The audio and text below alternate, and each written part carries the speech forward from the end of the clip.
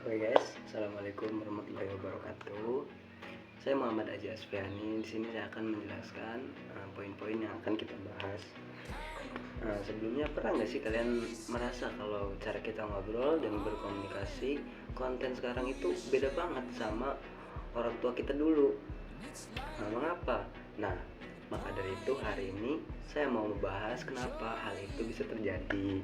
Mulai dari teknologi, baik media sosial, sampai gimana cara kita tetap waras ya teman-teman di tengah gempuran informasi digital ini.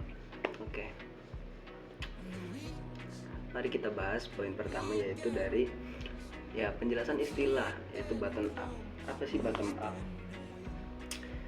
Secara konteks komunikasi media ini adalah model di mana bottom up tersebut harus komunikasi atau konten dimulai dari pengguna atau user menuju ke atas atau ke bawah luas. Oke, bukan lagi didominasi oleh institusi besar ya, teman-teman. Kemudian ada feedback no delay, yaitu karakteristik komunikasi yang signifikan antara pengiriman pesan dan respon dari penerima. Oke.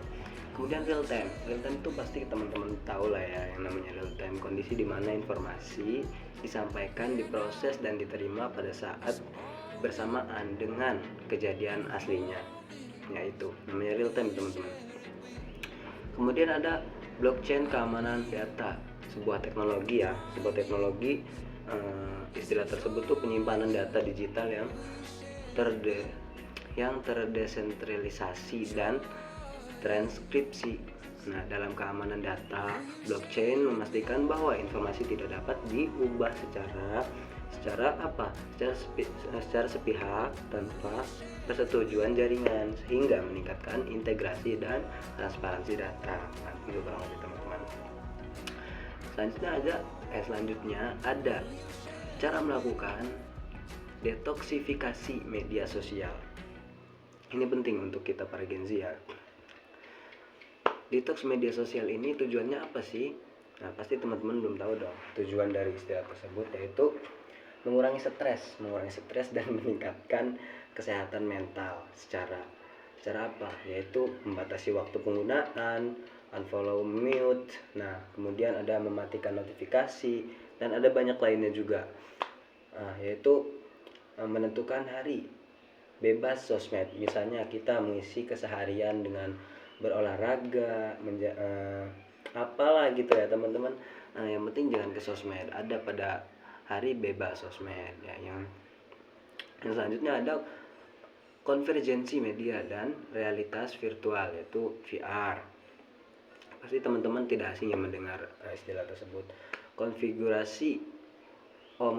Konvergensi media adalah yaitu penggabungan berbagai jenis media, yaitu teks, video, audio, dan sebagainya ke dalam satu platform digital yang saling terhubung. Ketika digabungkan dengan virtual reality, yaitu VR, media tidak lagi hanya bersifat dua dimensi.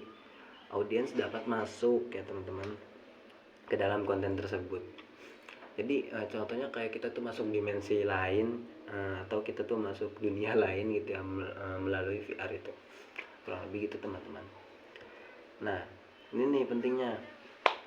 Selanjutnya ada perbedaan penggunaan media sosial, baby boomer versus Gen Z. Nah, ini seru teman-teman.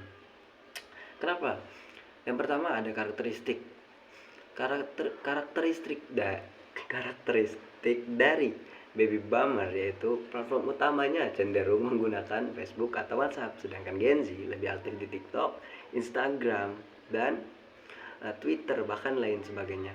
Tujuannya apa sih? Tujuan dari baby boomer yaitu menjaga hubungan keluarga, mencari berita dan nostalgia, sedangkan Gen Z ekspresi diri, hiburan visual, dan mencari tren. Ya, itulah Gen Z.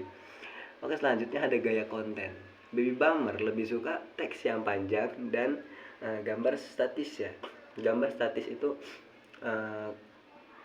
ya kurang lebih gitulah teman-teman. Dan sedangkan Gen Z itu memakai video pendek, meme, dan konten-konten yang estetik. Nah itulah. Selanjutnya ada interaksi. Nah, baby boomer ini interaksi lebih formal ya, dan berhati-hati dalam berkomentar. Sedangkan Gen Z sangat cair atau lumrah ya teman-teman dalam hal komentar itu, yang menggunakan bahasa gaul, apalah sebagainya, dan interaktif. Ya, selanjutnya ada perkembangan transformasi media dan komunikasi visual. Nah, ini media di era digital telah berubah ya teman-teman. Komunikasi visual dari yang awalnya bersifat statis dan searah seperti koran atau poster fisik, ini menjadi dinamis, interaktif, dan partisipatif. Ya kurang lebih itu teman-teman yang hari ini saya bahas mengenai soal-soal UTS yang dosen tercinta berikan kepada saya dan teman-teman saya. Kurang lebihnya mohon maaf. Dengan kasih menggerakkan hati, dengan hati menggerakkan tangan. Bilai bisa bilil haq khairunas anfa'um linas. Wassalamualaikum warahmatullahi wabarakatuh.